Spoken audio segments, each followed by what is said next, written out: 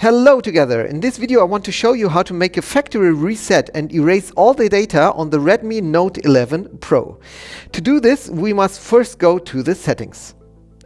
I assume that you have your Google ID connected with your Redmi Note 11 Pro. So that's the first thing we must delete on this phone, because if we don't do it and do a factory reset, our Gmail or Google account will still be connected to the Redmi Note 11 Pro. So we go to the settings and then on accounts and sync.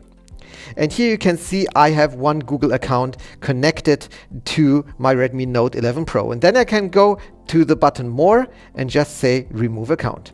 Remove Account. Removing this account will delete all of its messages, contacts and other data from the phone. I say Remove Account. And then when I have removed it, it's completely gone. So that's the first thing.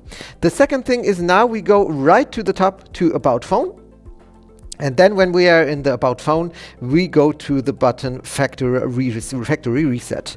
Erase the following items: accounts, contacts, photos and videos, apps, backups, SD card data, other items on this device. So I say erase all data. You see SD card data, so perhaps you want to take out your SD card earlier before you erase everything. Backup items first. Now it says that you should back up everything, but I don't need it at the moment. Otherwise you can of course back up. I say Factory Reset, and then attention, Factory Reset will erase all your data on your device including photos, songs, notes and other personal data. Make sure you back up all the important items to your computer, and this stays there for about 10 seconds. I click on next, and again, attention, make sure all of the important items are backed up. You won't be able to restore the items you haven't backed up. So these are the last seconds where you can think if you want to really erase and factory reset your Redmi Note 11 Pro, and then you can click on OK.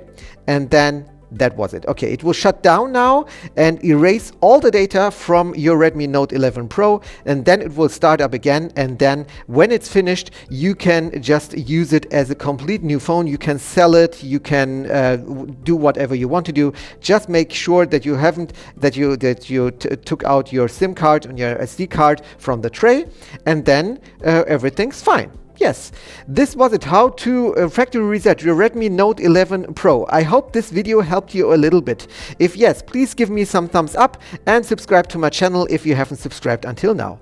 We'll see us the next time. Bye bye.